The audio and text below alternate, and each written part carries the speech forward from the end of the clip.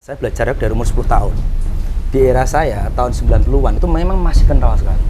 Masih kental sekali. Pakai ritual? Pakai ritual. Kalau bahasa saya sekarang, dia mengambil sesuatu kekuatan dari luar yang dimasukkan dalam tubuhnya. Wah, saya ya kayang, dia tidak bisa kayang. Saya kayang duluan, gitu loh. Saya gulung, tapi padahal di sini mak kretek. 5 hari saya tidak bisa makan.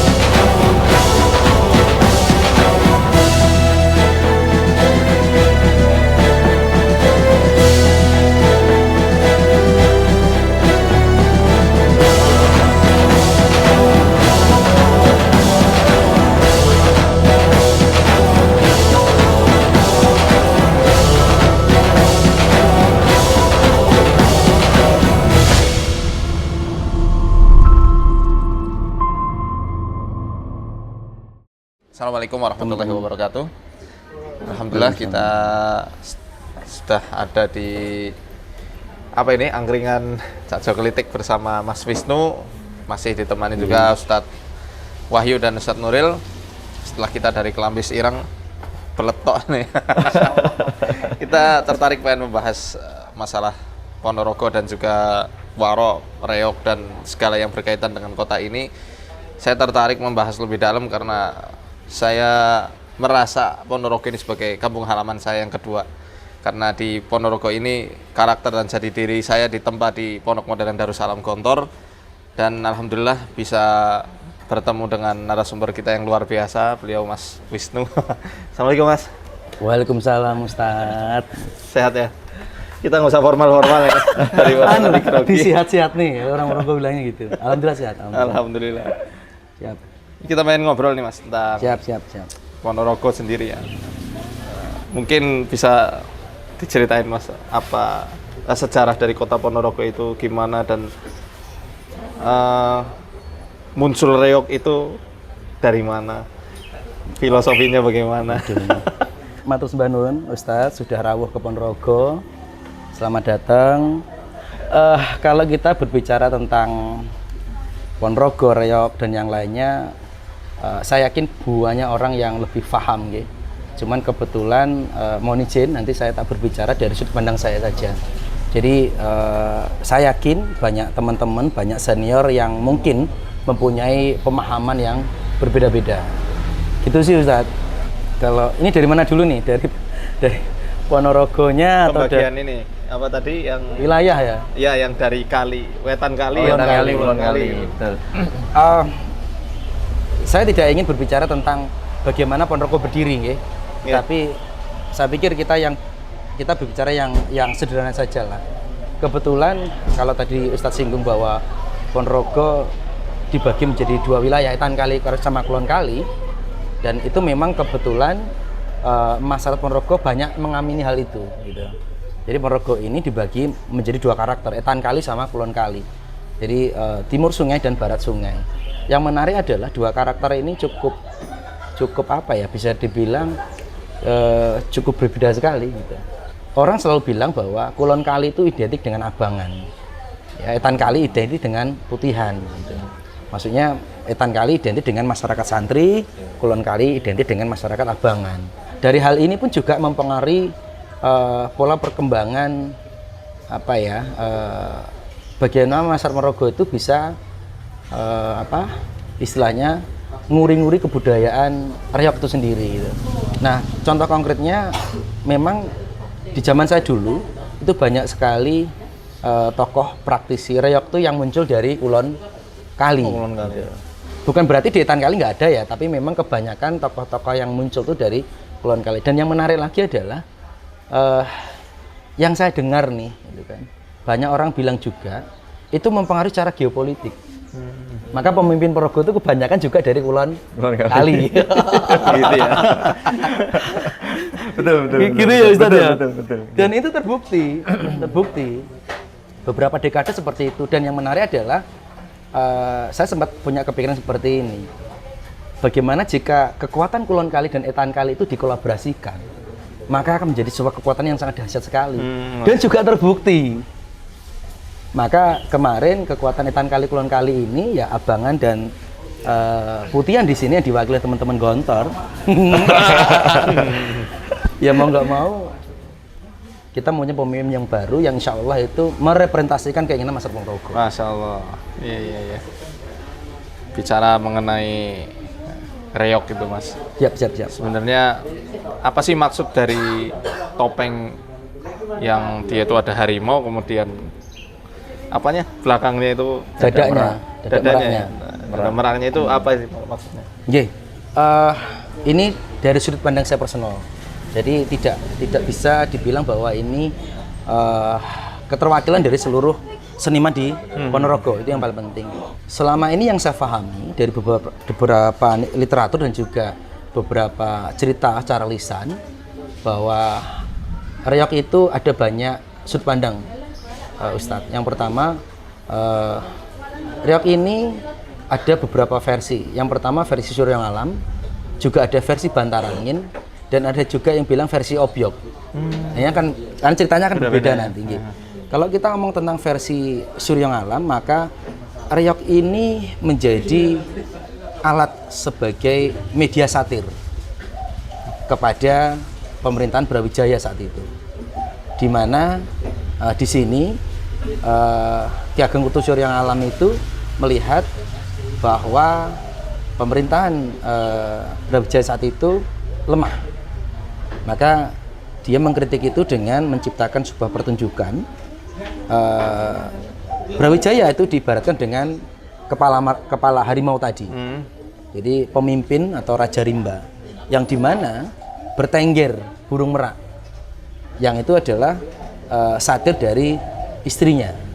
Oh, gitu. Jadi menarik ini. Iya, kan kita itu kalau istri kita merengut gitu kan, kita pasti bingung. Selama cuma satu loh ya. Ya paling kita masih ada alternatif lah gitu. Itu kalau dari sisi Surya Alam yang saya pahami itu. Ya jadi memang reog itu sebagai media satir saat itu untuk mengkritisi Brawijaya. Raja tapi lemah di istri gitu ya. Yes. Dikendalikan sama istrinya gitu. Selanjutnya versi Bantarangin ini berbeda lagi. Kalau versi Bantarangin ini bisa dibilang tidak ada sangkutannya dengan satir gitu loh. Tapi diceritakan ada sebuah kerajaan bernama Bantarangin yang kebetulan juga lokasi ini di Kulon Kali. Yang kebetulan juga di Desa Sumoroto. Yang kebetulan juga di mana saya dilahirkan. Yang kebetulan juga itu tanah kakek saya. Kebetulan sekali, Ustaz. Iya. Ya. Nah, selanjutnya kerajaan Bantarangin ini dipimpin oleh raja bernama Prabu Klonoswandono, yang dimana dia mempunyai patih bernama Bujangga Anom atau Bujangganong. Nah, dijelaskan bahwa raja ini dia tidak mempunyai istri. Gitu. Akhirnya beberapa penasihatnya itu memberikan informasi bahwa jenengan harus punya keturunan gitu loh. Nah, tapi di sisi lain ini kan juga harus yang namanya mencari apa ya, kalau orang Jawa itu kan pasangan kan iso bobot bebek dan yang lainnya itu jelas gitu ya. Nah, kebetulan ada informasi ya, ada putri yang sangat cantik sekali dari kerajaan Kediri yang di Ponorogo disebut dengan nama Putri Songgolangit gitu loh. Nah, akhirnya Prabu Klonoswandono ini mengutus patihnya yang bernama Bujangga Anom tadi. Nah, ini yang perlu saya jelaskan lagi bahwa Bujangga Anom ini sosok patih yang mempunyai wajah yang kalau yang sekarang itu topeng Bujangganong itu, pentul Ganong itu yang Ganong tuh yang hidungnya panjang, matanya melotot, rambutnya gimbal, gitu. Mohon maaf, giginya tonggos gitu kan. Jadi tidak seperti manusia normal gitu. Nah, akhirnya patih ini dikirimlah ke Kediri. Yang ternyata di sana yang melamar tuh banyak. tidak hanya utusan dari Prabu Lonoswandono. Nah, ada juga cerita yang sempat saya dengar itu bahwa Dewi Songgolang ini bingung karena banyak yang melamar. Di sisi lain juga kaget, ini yang melamar kok aneh-aneh itu loh. Karena di antara mereka itu ada juga pelamar yang separuh badannya itu adalah manusia, yang kepalanya harimau, atau juga bisa kita kenal sebagai Singo Barong. Singo Barong. Ada yang versi seperti itu, ada yang bilang versinya bahwa Singo Barong itu sebenarnya bagian dari kerajaan Kediri. Nah, karena saking bingungnya daripada ini nanti juga menjadi masalah itu kan, maka dia membuat sebuah sayembara. Sayembara yang tidak mungkin sebenarnya untuk menolak secara halus gitu. Nah, yang menarik lagi adalah ada juga cerita lisan yang datang ke saya bahwa sayembara ini dibuat karena sebenarnya putri ini nggak mau menikah. Memang benar-benar nggak mau menikah gitu loh. Nah, akhirnya dia melontarkan sebuah sayembara, diantaranya meminta 144 kuda kembar, terus hewan berkepala dua, dan musik yang belum pernah ada didengar saat itu, atau bahasanya belum ada di dunia lah kayak gitu. Ya, di zaman itu mungkin itu impossible ya. Tapi kembali lagi semua utusan ini kembali, termasuk Bujanggana. Nah, di sini dia bilang kepada Lonoswandono, dia bilang gini, insya Allah kita siap lah. Ya saya nggak tahu ya dia bilang insya Allah atau tidak. Tapi minimal kita siapkan ini, gitu kan. Akhirnya semua disiapin. Yang belum adalah hewan berkepala dua. Salah satu bagian dari persyaratan tadi. Maka menurut mereka ini impossible sih, nggak mungkin terjadi. Dan akhirnya rombongan ini berangkat. Nah, diceritakan juga dalam perjalanan itu mereka istilahnya dicegat itu apa ya? Dihadang oleh Singo Barong tadi. Karena Singo Barong juga tahu. Nah, versinya banyak lagi. Singo Barong tidak pengen si Songgolang itu dinikahin oleh orang lain gitu kan. Karena dia juga suka. Atau juga bisa dibilang bahwa Singo Barong tidak pengen ribet-ribet lah untuk membuat ubur rampe yang lainnya. Ya saya begal aja lah, atau saya rampok aja lah untuk mempermudah saya bisa melamar. Nah, diceritakan saat itu maka terjadilah sebuah pertempuran. Kalau orang Jawa bilangnya ya saya tidak tahu iya atau tidaknya. Siang jadi malam, malam jadi siang lah kayak gitu. Dan itu terjadi sampai akhirnya diceritakan bahwa Prabu Lonoswandono itu kalah. Dia tercapik-capik mukanya. Nah, di situ patihnya Bujanggana melihat kondisi itu. Nah, di sisi lain diceritakan juga bahwa Patih Bujanggana itu sebenarnya juga sakti. Dia pernah bertapa di Gunung Mahendradaru, Gunung Lawu, dan mendapatkan 2 sifat piandel orang Jawa bilangnya.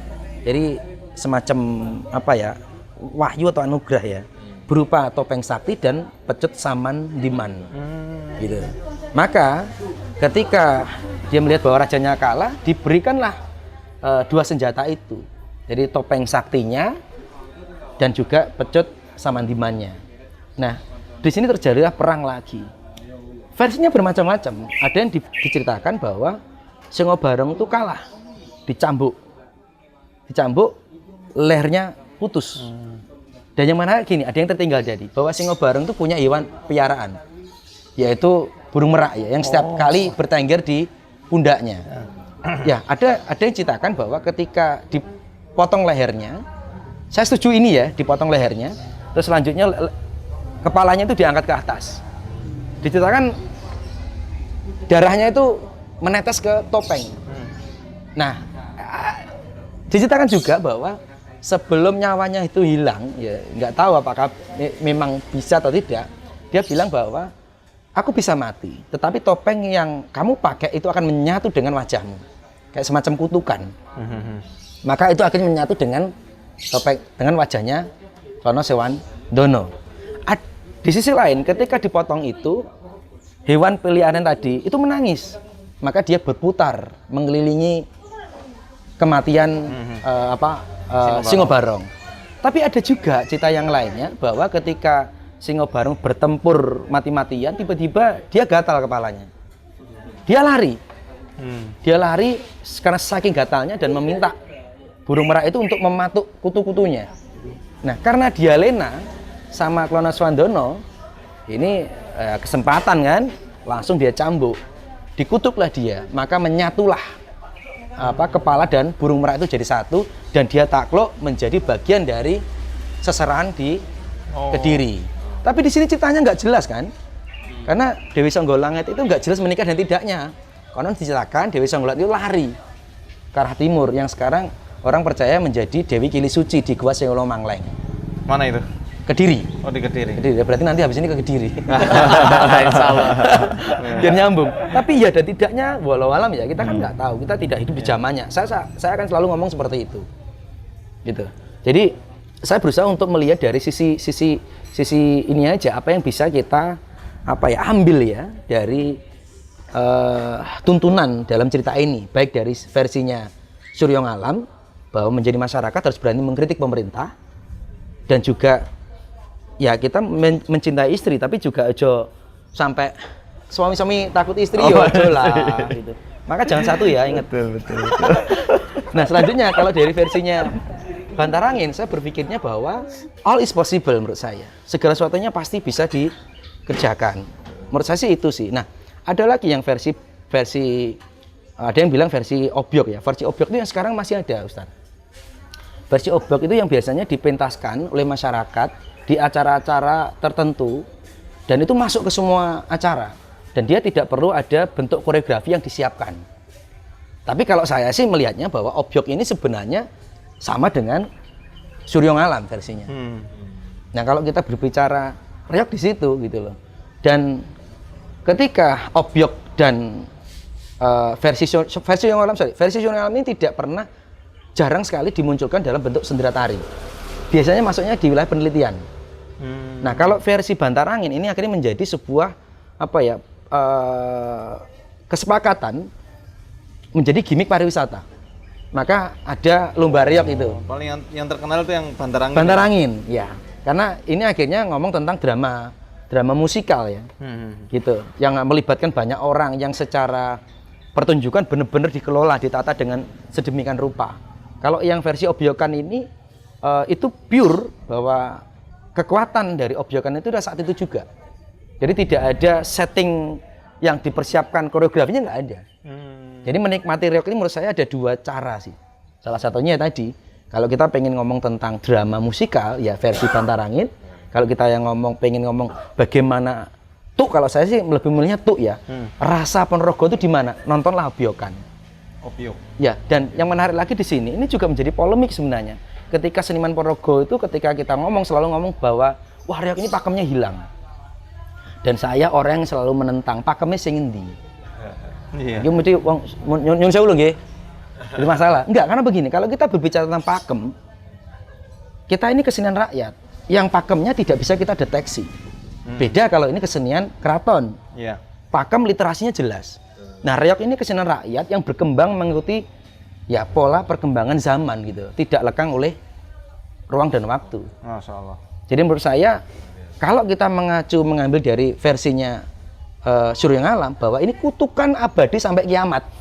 Karena setiap kali reog itu dipentaskan, maka dia mengkritik kebijakan pemerintah.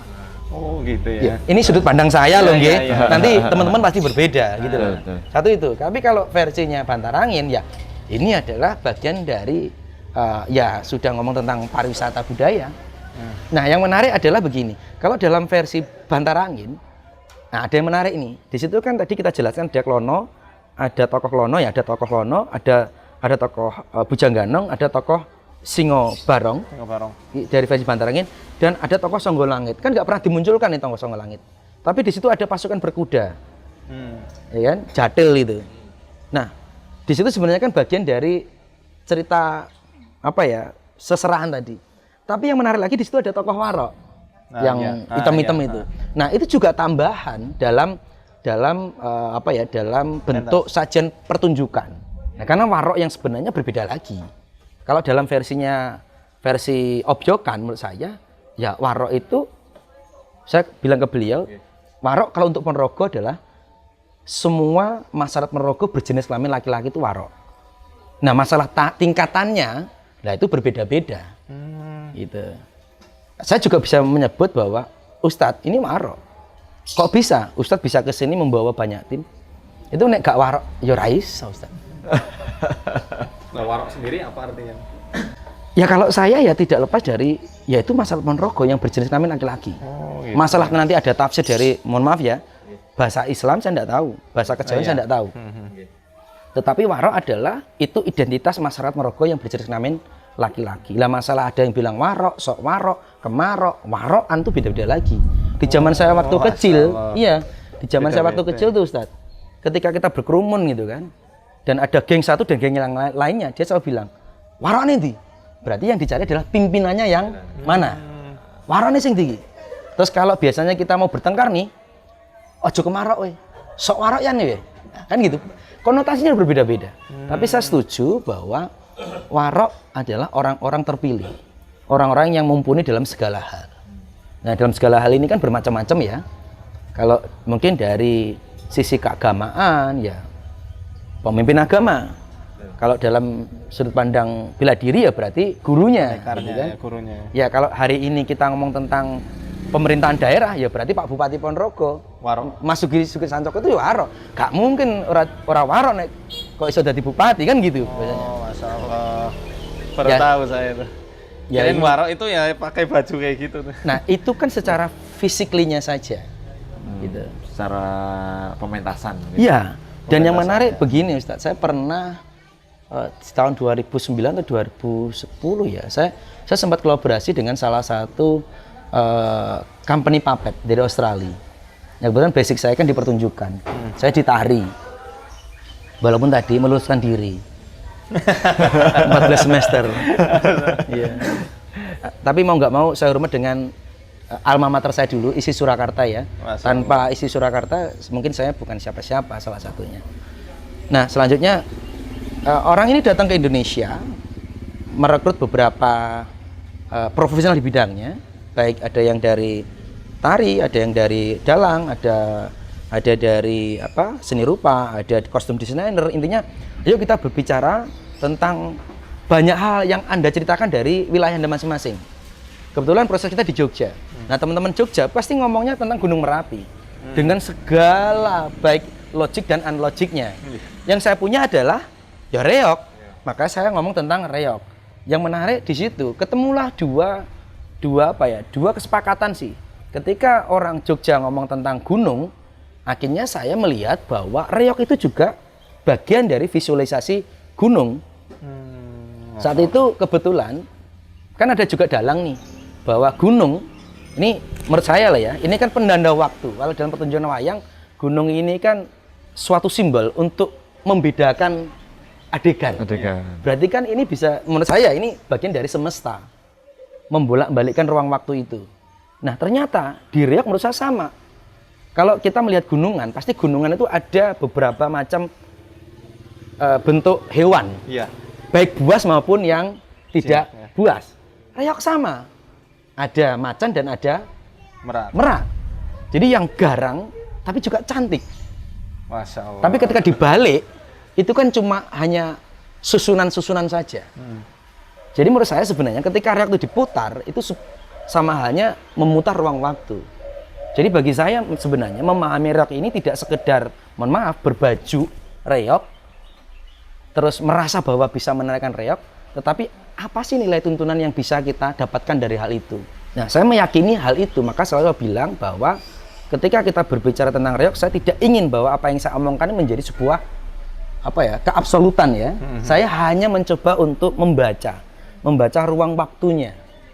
Karena kebetulan kalau kita mau membaca ruang waktu di era saya sekitar, saya itu penari dari umur 10 tahun, Ustaz. Oh, Masya Allah. Sampai sekarang.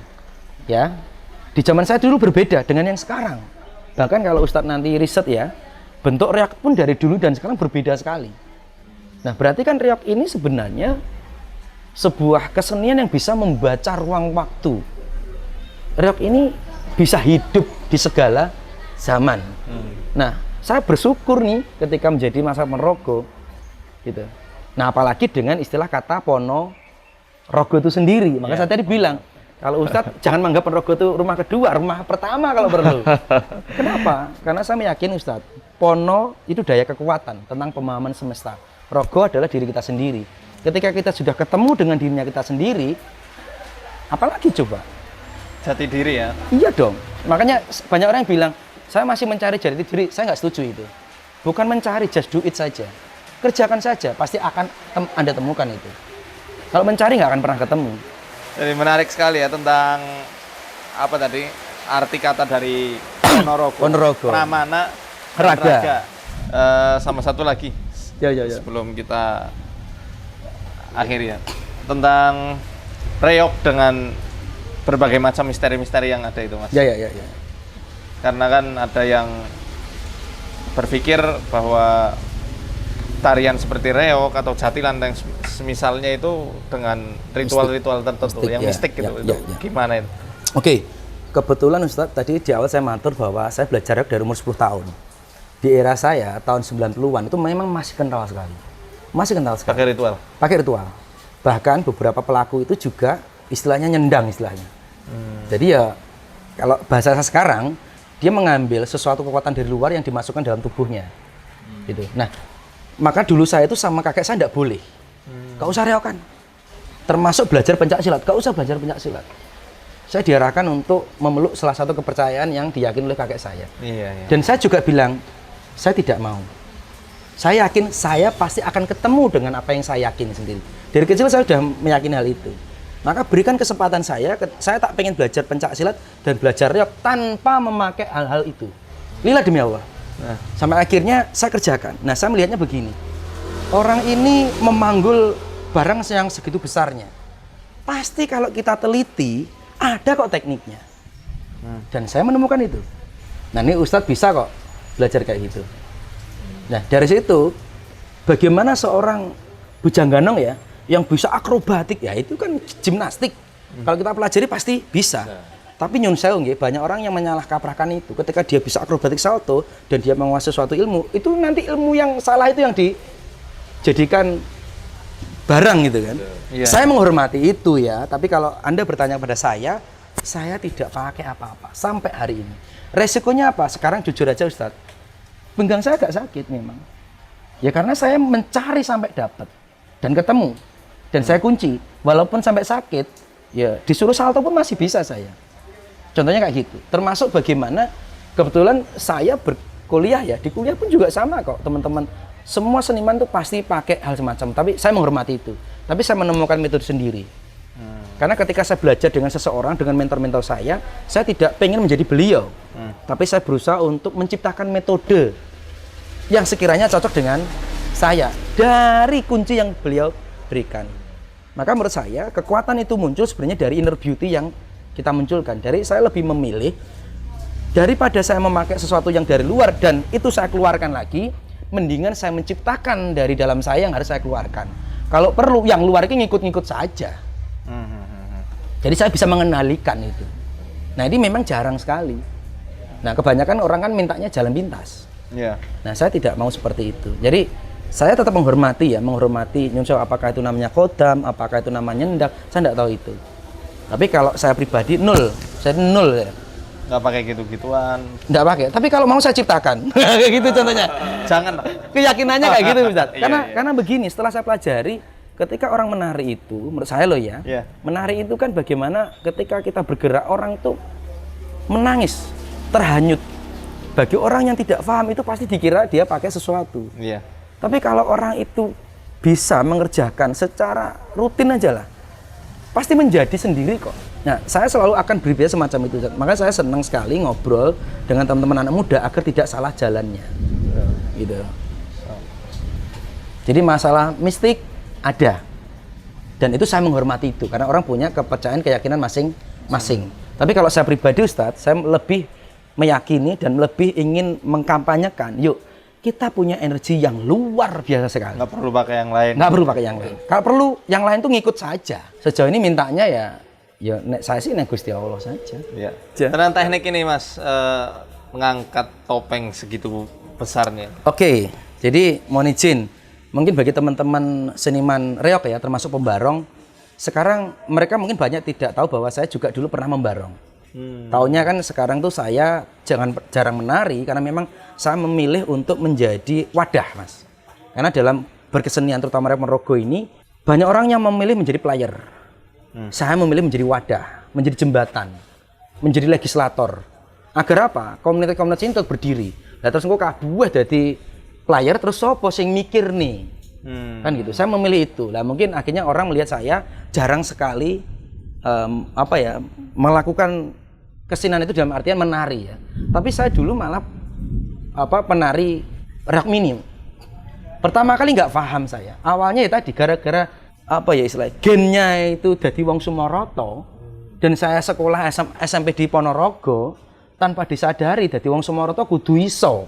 Kebetulan di SMP saya itu ada rock mini yang bareng anak kecil. Nah, saya jane yo kecil neng rumangsa aku wong Sumoro ya kudu iso nyakot. Padahal tidak pernah tahu tekniknya bagaimana. Sing penting wani wong Sumoroto itu dulu. Ya, ada yang bilang warok yo ngono kuwi, wani sih. Ya saya angkat. Wah, saya ya kayang, dia tidak bisa kayang. Saya kayang duluan gitu loh. Saya gulung, tapi padahal di sini mak kretek. 5 hari saya tidak bisa makan. Itu digigit nih? Iya. Kenapa? Logikanya, kita ngomong logikanya, sesuatu yang keras, yang harus ditumpang dengan gigi ini kan dipaksakan untuk seperti ini terus. Maka, ketika ini selesai, ya dia ngilunya minta ampun. 1 minggu enggak selesai. Nah, setelah itu saya mempelajari, Ustaz. Berarti kan sebenarnya tekniknya ini harus dibiasakan kan?